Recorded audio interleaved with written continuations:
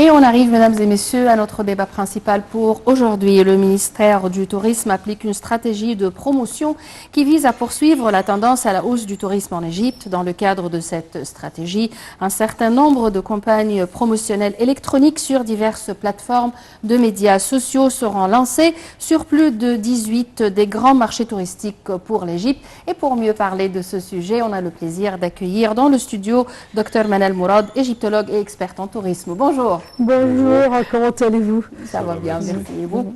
Alors, comment vous voyez cette stratégie?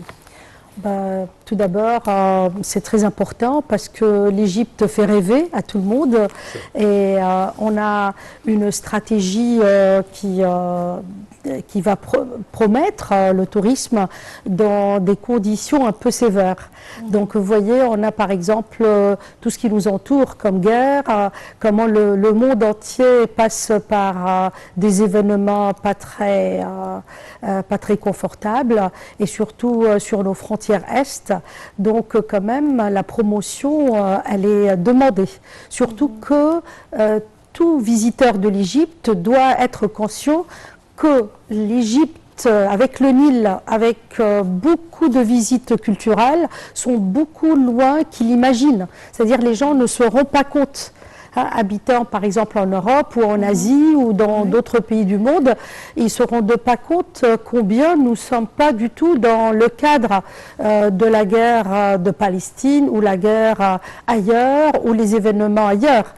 Mais quand même, la promotion va donner cette sensibilité et cette envie de venir et plus la sécurité de venir. Voilà. Oui. Récemment, il y avait plusieurs articles qui ont été publiés dans des magazines touristiques de par le monde, en Angleterre, en Amérique, parlant qu'une des destinations favorites, c'est l'Égypte pour les touristes de leur pays. Comment voyez-vous cela et son effet sur l'afflux de touristes en Égypte? Je vois que c'est toujours, on a le même raisonnement partout. Quand on va demander aux gens c'est quoi la destination dont vous rêvez, ils vont vous dire tout de suite l'Égypte. Mais si, par exemple, le ministre des Affaires étrangères d'un pays comme l'Angleterre, ou comme la France, ou comme la Belgique, ou comme ailleurs, va mettre l'Égypte dans une zone rouge, donc c'est ça le malheur. Le malheur, c'est que, quand même, étant que citoyen d'un pays dont on a confiance, on va écouter son ministère des Affaires étrangères. Hein.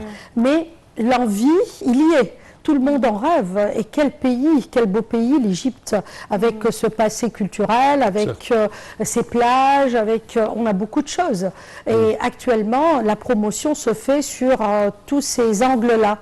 Pas seulement sur l'angle du Nil ou les croisières du Nil, ou bien par exemple le départ dans le Sinaï ou le départ dans le désert blanc, à Farafra, à l'ouest et tout ça. Il y a d'autres démarches qui se font. Oui.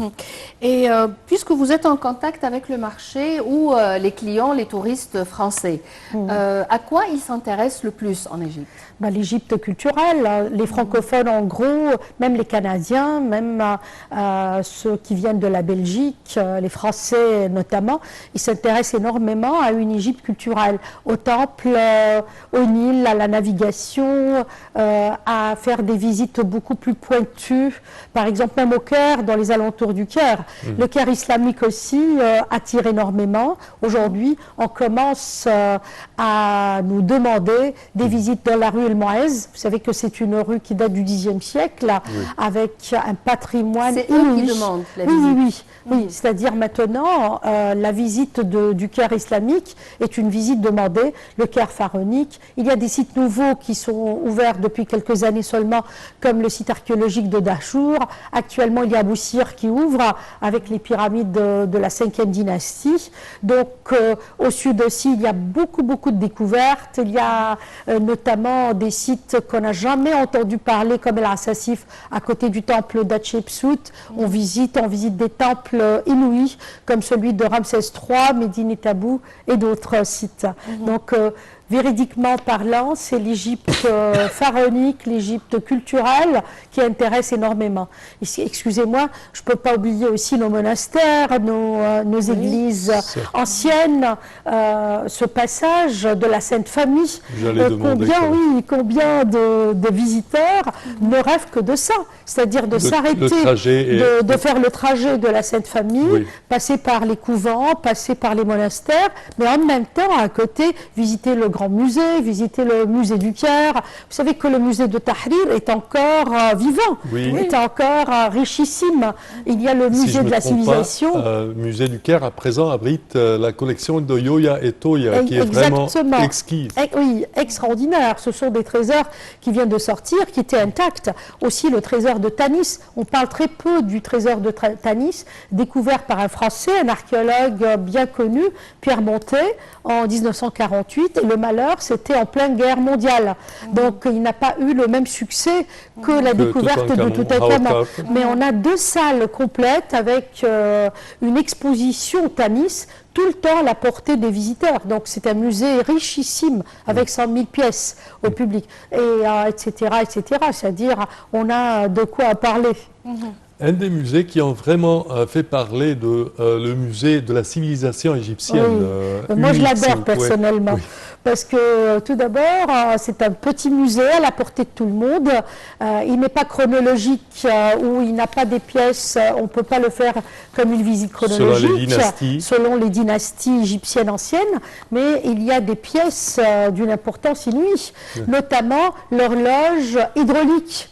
Combien de personnes dans le monde sachent que l'Égypte a connu à l'époque d'Amenophis III des horloges hydrauliques avec une technique inouïe, les horloges, les calandres solaires, les horloges solaires, par exemple les premières prothèses connues au monde sont conservées dans ce musée. Donc il y a un côté de savoir que les Égyptiens connaissaient, qu'on promet dans ce musée, qu'on montre aux visiteurs et qui parle aux enfants comme il parle aux grands.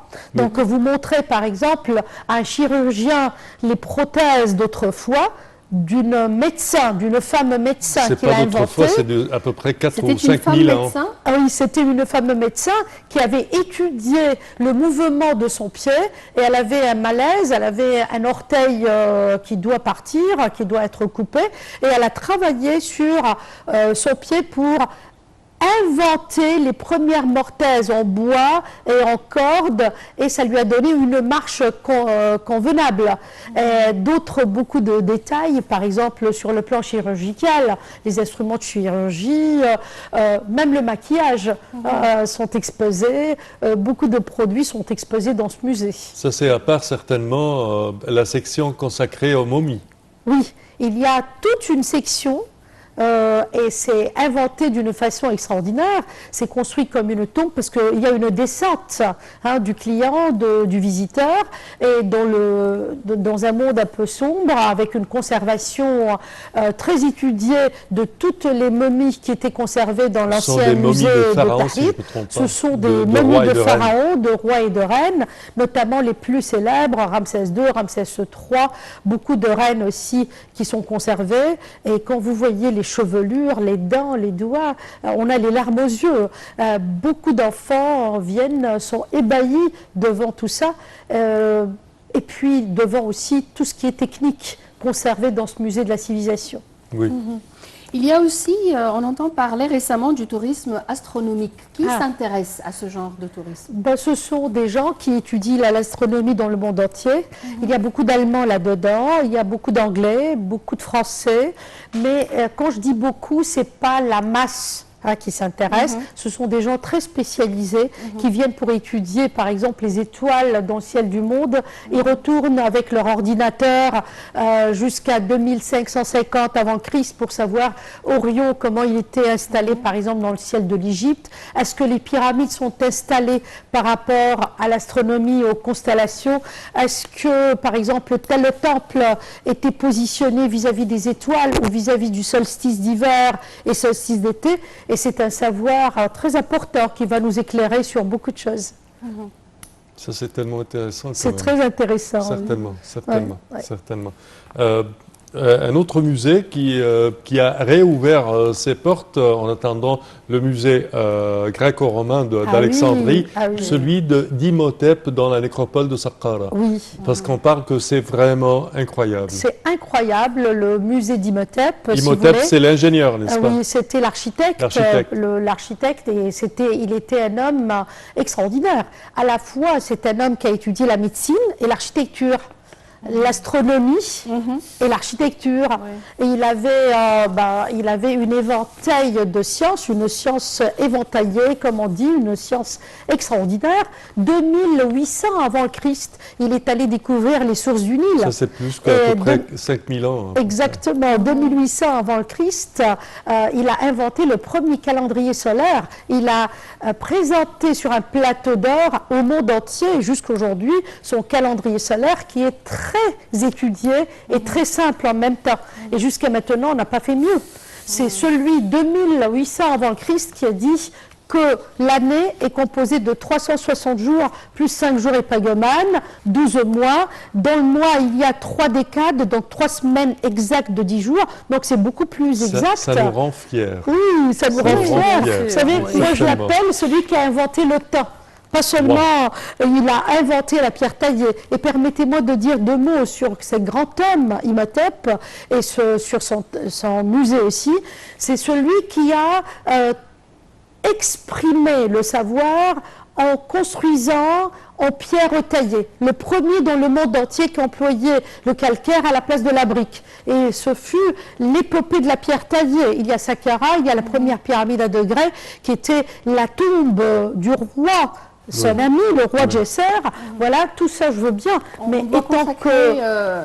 plusieurs épisodes sur ça. Et le musée en 2 mots, il est extraordinaire parce qu'il y a des murs bleus en faïence qui étaient trouvés dans le caveau de la pyramide. Il y a des restes, des murs avec les frises de cobra. Beaucoup de choses étaient découvertes à Saqqara. Et pour vous dire un mot, on vient de découvrir il y a quelques mois des cruches avec des fromages pétrifiés. Et oui, même la nourriture pétrifiée. Malheureusement, notre tonton Aïmabou, on nous crie dans les écouteurs quand même.